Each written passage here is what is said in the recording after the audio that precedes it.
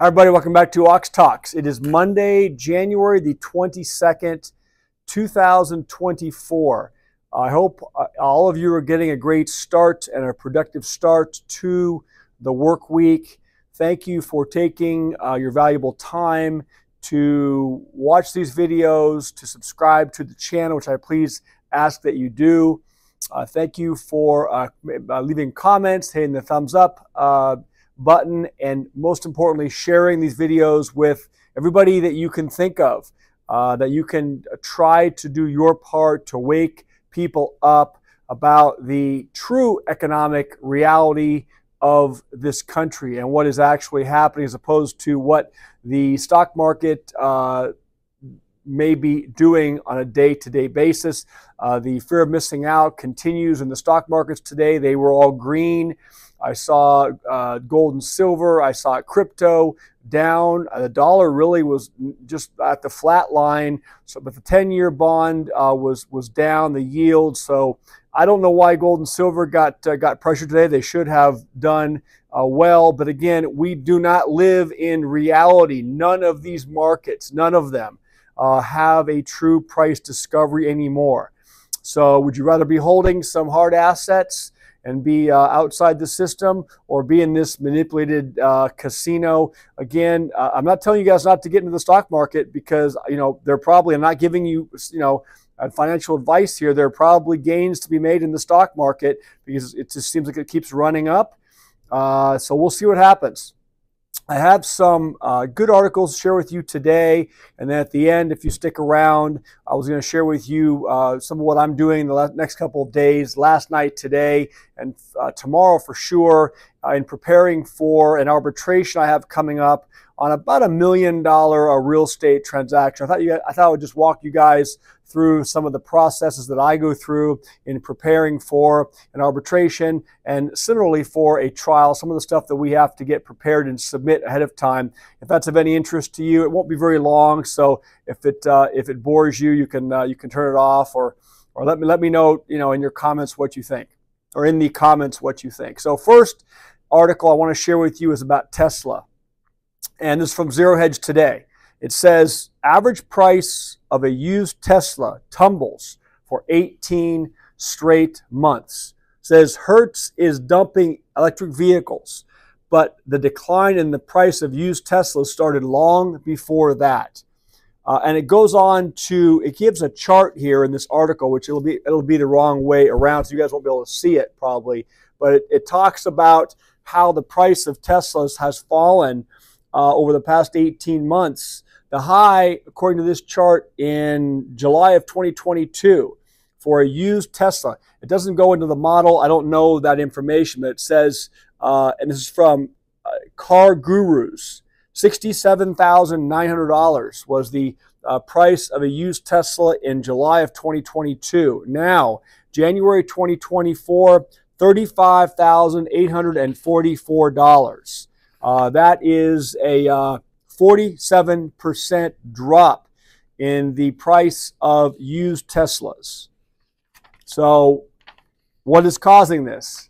This article goes on to indicate what might be causing it. It says Hertz is selling 20,000 electric vehicles due to lack of customer demand. On January 11th, this author noted Hertz is selling 20,000 EVs globally, with 20,000 in the U.S., and will use some of the money to buy more internal combustion engines, i.e. gasoline-powered cars. It says, want to use Tesla? You can find them now at Hertz Car Sales.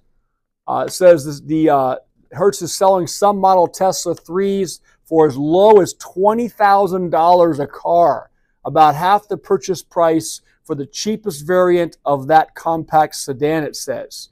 Hertz will log a $245 million incremental net depreciation charge as a result of these values plummeting on these vehicles. And here's the interesting part that I want to share with you. Only 6% in the United States want an EV for their next vehicle. It says prices are plunging because only 6% of people in the United States want an electric vehicle for their next vehicle.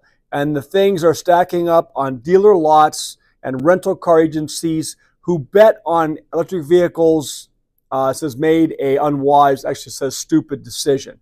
Prices were plunging long before Hertz started dumping these vehicles. It says Ford loses $36,000 on each electric vehicle, cuts production of electric trucks. So then he references an article that they did previously on Ford losing money and cutting production. It says demand for EVs is nowhere close to projections, so car makers are slashing production. I just thought that was interesting. Again, you have a segment of the population, the mainstream, that says that, or that will try to convince you that that electric car market is doing great, and that it's the wave of the future, and that we all should be plugging our cars into charging stations and helping the planet. Now we get statistics saying only 6% of the population even would consider an electric car for their next vehicle. I am not anti-Tesla. I'm not anti-Elon Musk. I'm a proponent of Elon Musk. I am anti-Tesla. I don't know what it is about Teslas. It just rubs me wrong. It seems like, at least out here in my area, it's almost like 5 out of 10 cars on the road are Teslas. And it almost is like these people are just trying to keep up with their neighbors or their bosses. But it's like they all want to blend in and be the same. Nobody wants to distinguish themselves, have something different. It's just fall in line. The mentality for me, I can't stand it. I have a running joke with my kids. I say, look, if somebody brought me a new Tesla to my front door tomorrow, first thing I would do is go down and sell it and buy a gas-powered vehicle. So it's not my thing. Again, not beating up on anybody's choice of a vehicle, but this is what's happening. That industry is definitely imploding. Next article from Zero Hedge today. U.S. leading indicators slump continues. Longest losing streak since Lehman. It says the Confidence Board's leading economic indicators continued its, it's called the LEI, continued its decline in December, dropping 0.1% month over month, slightly better than the minus 0.3% expected. That's the smallest decline since March of 22. But here's the takeaway. The biggest positive contributor to the leading index was the stock market prices once again at 0.20%. The biggest negative contributor was the ISM new orders that were down negative 0.18%. So that is the ISM is the U.S. manufacturing. So what is more important to the economy, to the consumers, and to the strength of our country? Is it the stock market, or is it manufacturing, what we make and what we produce and are able to sell? I'll let you guys answer that question. I know what my answer is. But the stock market, the run-up in the stock market continues to skew these indicators. Still negative, though. Still negative. So here are the things that says this is the 21st straight month-over-month decline and the 21st month of 24 in a row. Just barely shorter than the longest streak of declines since Lehman. And that was 22 straight months of declines between June 2007 and April of 2008. So again, we're comparing the current economic situation in another article to the great financial crisis times.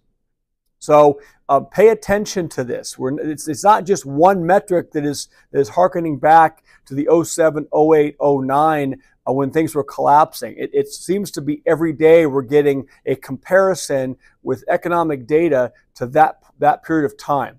So the things that fell, the average work week fell 0.06%.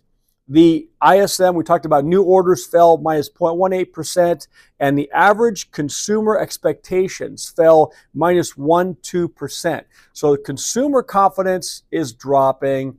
The average work week is dropping. Manufacturing is dropping. We know what's happening with the housing market. We know what's happening with people struggling. We talked yesterday about the misery index. and the debt levels that are just running rampant in this country with credit cards, with buy now, pay later. So pay attention, please, guys, to what is going on here.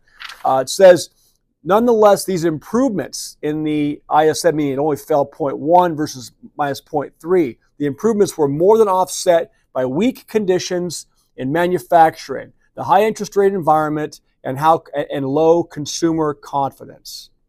It says as the magnitude of monthly declines has lessened, the LEI's 6 and 12-month growth rates have turned upward but remain negative, continuing to signal the risk of recession ahead.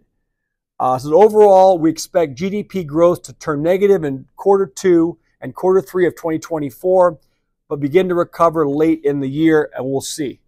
Despite soft landing hype, the LEI is showing no signs at all of recovering, tumbling back below the peak in March of 2006. And it says, and year-over-year basis, the leading economic indicator is down. Indicators are down 6.9%, down year-over-year for 18 straight months. Again, comparing it back to Lehman. I was going to cover a third article about the real estate market that I saw in Market Insider, but I see I'm already rambling for about 11 and a half minutes. I wanted to cover the issue I was discussing about my arbitration prep. So let me just read you the title of the article. You guys can probably pull it up. It says, America's real estate market could see a $1 trillion default wave as things turn very ugly, billionaire CEO says. And this is repetitive of several things that we've been talking about over the last months and weeks about a decline, especially in commercial real estate. But I want to highlight a couple things. America's real estate sector could see up to $1 trillion of debt defaults over the next few years, according to Cantor Fitzgerald CEO Howard Lutnick.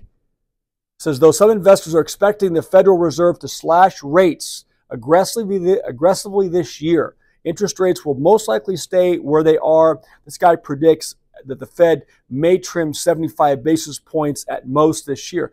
That's not going to have any kind of a real impact on the mortgage rates, nor is it going to allow these people that are upside down these loans to refinance at any more appreciable or substantially better rate in order to reverse that situation. It says the higher cost of borrowing means borrowers will have trouble refinancing existing loans, and lenders could shy away from financing riskier projects. This result could be a huge wave of defaults and plummeting property prices, Lutnick warned. He estimated $700 billion $700 billion and $1 trillion of debt could default, which could slash hundreds of billions in real estate equity. He says the REITs are also in trouble. We've covered the REITs. I've had friends of mine lose a substantial bunch of money in REIT investments as of late. Use your caution there. As he says in closing, it could take years for especially the office market sector to recover. So let me shift gears to what I've been doing yesterday at the house, today all day. I'll be doing tomorrow, preparing for an arbitration on a real estate dispute. It's about $1 million claim. I represent the claimants or the plaintiffs, a couple of California LLCs that own this property. Basically, what I'm preparing for an arbitration, it's the same as a trial. It's just not taking place in a courtroom before a judge or a jury. The three key things I'm preparing and submitting ahead of time is, number one, a witness list. I anticipate witnesses that I plan to call, either to examine directly clients of mine or expert witnesses, or witnesses I'm going to call to cross-examine. Next thing I'm going to prepare, and you usually have to put in what their expected testimony is for each witness. Next thing I'm going to be preparing is an exhibit list. What documents do I plan to seek to admit into evidence? We have to label them in order, and then we attach them to the exhibit list. In an arbitration, it's all submitted ahead of time, and so those have to all be organized, compiled in the order that you plan to get to them in your examination. And then lastly, what I prepare is for an arbitration. It is what's called a pre-hearing arbitration brief. We lay out a summary of the case, the factual background. We lay out the exhibits that we plan to and the evidence we plan to introduce, the expected testimony from the witnesses, and then you analyze that and close it out with what your demand is for an arbitration. What are you asking the arbitrator to award in terms of money damages? In a trial, usually it's a trial brief, and that's submitted to the judge. If it's a bench trial, you don't do a trial brief if you're going to have a jury trial, because you have what's called jury instructions, and the jury's instructed about the law pursuant to the jury instructions in your state. So covering a lot of material there, but working on preparing a witness list, an exhibit list, a pre-hearing arbitration brief, which have to be submitted in this matter by close of business tomorrow. The last thing I prepare is the examination. So if it's for my clients, it's the direct examination, and you can either do outline format or write out the actual questions. I usually do a hybrid of both. We rehearse that with the client and understand what the client's testimony will be. If you're going to be doing a cross-examination of an adverse witness, an opposing party, you also prepare the proposed examination for the cross-examination. So hope this is helpful helpful. I hope it's interesting in some respects, maybe. Just a little glimpse into what I've been doing here the last a few days. And then we have to shift gears to a prep for a deposition, which is going to be going on Friday. With that being said, I'll be leaving here in a little while to get my workout.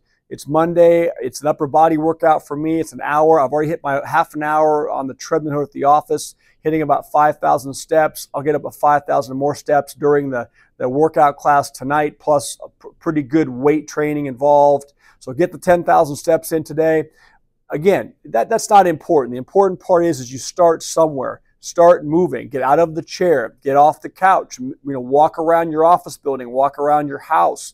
I saw a comment this morning from a subscriber. I totally agree with this person. You don't need any fancy equipment. You don't need a fancy gym membership. You don't need a fancy treadmill or elliptical. You can simply just walk in whatever space you have, whether it's indoors, outdoors. That's the most important thing for your circulation. Again, not giving you medical advice, nutrition advice.